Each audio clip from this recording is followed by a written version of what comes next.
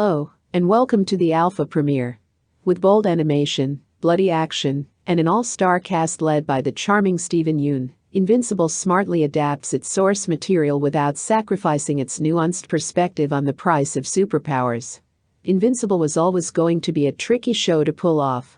Based on the early 2000s Image comic by Robert Kirkman and Cory Walker, the Amazon Prime adult animated series enters a media landscape that's markedly different from 2 decades ago.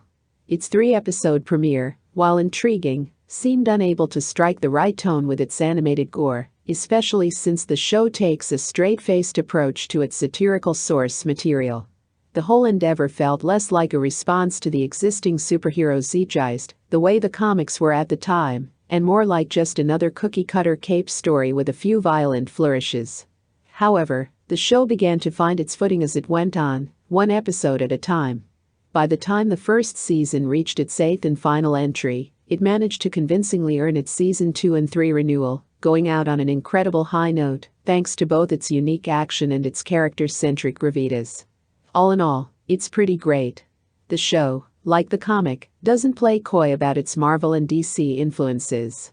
Lead character Mark Grayson, Steven Yeun, spends much of the season caught up in Spider-Man-esque dilemmas, as a high schooler spread thin between his civilian and superhero lives.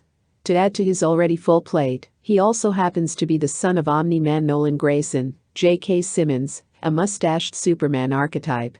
When Mark finally begins manifesting abilities of his own, he takes up the mantle of Invincible and begins finding his way as a novice crime fighter. However, in this world, superheroes are a dime a dozen. In fact, several of the show's characters are based on the designs of the Justice League, and Omni-Man, the world's strongest and most famous superhero, casts an incredibly long shadow. For Mark, it would appear that with great power comes great expectations.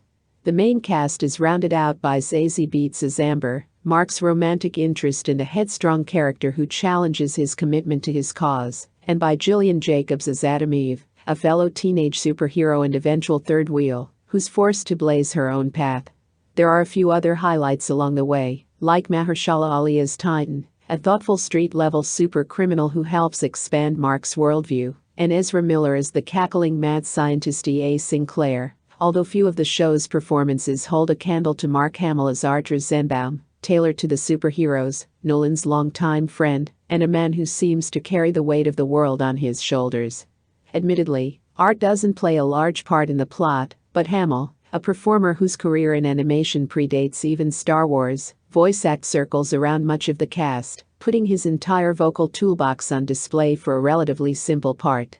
NPR's Glenn Weldon wrote in his review, "Some of the series' devices now seem less fresh than they did in 2003, but the show combats this by devoting serious screen time to building out the dynamics between its characters in ways big and small." Vulture's Oliver Sava noted, much like Amazon's massive superhero hit The Boys, it incorporates the iconography and character archetypes of more popular properties to give viewers something that still feels familiar and inviting. After a shaky start, Invincible's first season gradually finds its footing and eventually ends on a stunning high.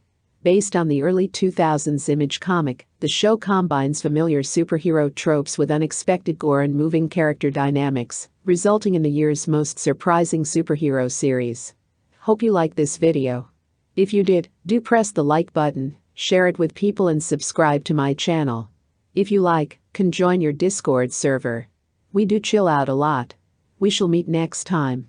Till then, peace.